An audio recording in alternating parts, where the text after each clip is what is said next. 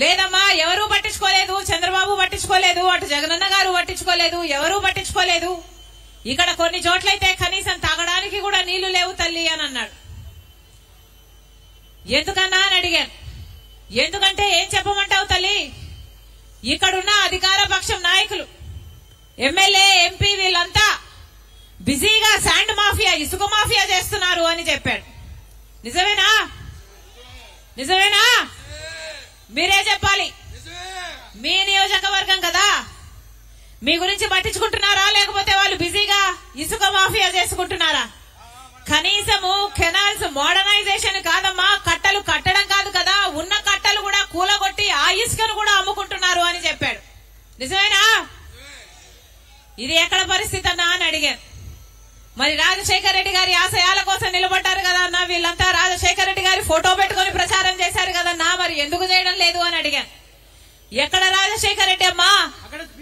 ఇక్కడి నాయకులే రాజశేఖర రెడ్డి గారి విగ్రహం ఎక్కడ సీల్ మార్కెట్ లో పెడతామంటే రాజశేఖర రెడ్డి గారి విగ్రహం పెట్టడానికి స్వయంగా వైసీపీ నాయకులే అడ్డుకుంటున్నారు అని చెప్పారు. మరి ఇదేనా రాజశేఖర రెడ్డి గారి ఆశయాలను నిలబెట్టడం అంటే? ఎలా ఉన్నది రాజశేఖర రెడ్డి గారి సంక్షేమ పాలన? రాజశేఖర రెడ్డి గారి సంక్షేమ పాలనలో రైతే రాజు. రాజశేఖర రెడ్డి గారి సంక్షేమ పాలనలో వ్యవసాయం పండుగ. ఆ రోజు రాజశేఖర రెడ్డి గారు ముఖ్యమంత్రిగా ఉంటే రైతులకు రుణమాఫీ చేశాడు. రైతులకు ఏ కష్టం వచ్చినా ఆదుకున్నాడు. రైతులకు అయ్యే పెట్టుబడి ధర తగ్గించాడు. వచ్చే రాబడిని రెట్టింపు చేశాడు. రాజశేఖర రెడ్డి గారు ఉన్నప్పుడు ఇన్పుట్ సబ్సిడీ ఉండే, విత్తనాల మీద సబ్సిడీ ఉండే, డ్రిప్పుల మీద సబ్సిడీ ఉండే, పంట నష్టపోతే అద్భుతంగా పంట నష్టపరిహారం ఉండింది. ఇప్పుడుందా పరిస్థితి? ఇప్పుడు కనీసం పంట నష్టపోతే, పంట పండిస్తేనేమో గిట్టుబాటు ధర రాదు, పంట నష్టపోతేనేమో కనీసం బీమా కూడా రాదు, కనీసం పంట నష్టపరిహారం కూడా ఇయ్యని ప్రభుత్వం జగనన్న గారి ప్రభుత్వం. మరి ఏమనాలి? ఇదేనా రాజశేఖర రెడ్డి గారి ఆశయాలను నిలబెట్టడం అంటే? రాజశేఖర రెడ్డి గారి పరిపాలన, సంక్షేమ పరిపాలన ఎక్కడ? జగనన్న గారి పాలన ఎక్కడ?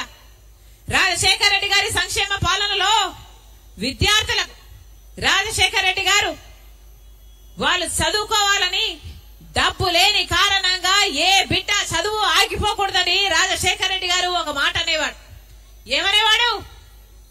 మీరు ఏది కావాలంటే అది చదువుకోండి, మీరు డాక్టర్ అవుతారా, మీరు ఇంజనీర్ అవుతారా, మీరు ఎంబీఏ చేస్తారా, మీరు ఎంసీఏ చేస్తారా, మీరు ఏది కావాలంటే అది చదువుకోండి, ప్రభుత్వమే ఉచితంగా చదివిస్తుంది అన్నాడు రాజశేఖర రెడ్డి గారు. అది ఫీజు రీయింబర్స్మెంట్.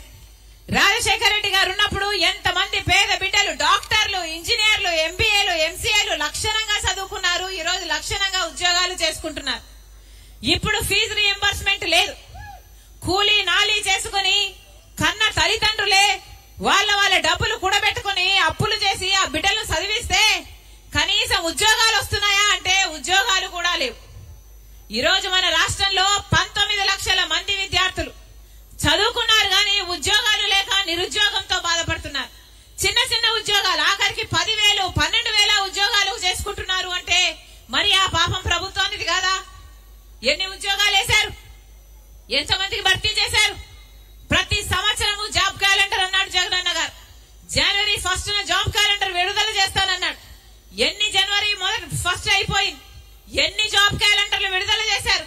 కనీసం 5 సంవత్సరాలలో ఒక్క జాబ్ క్యాలెండర్ అయినా, జనవరి 1న ఒక్క జాబ్ క్యాలెండర్ అయినా విడుదల చేశారా?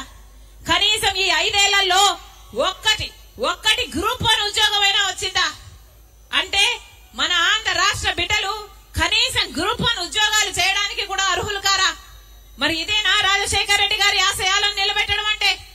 ఎక్కడ రాజశేఖర రెడ్డి గారి సంక్షేమ పాలన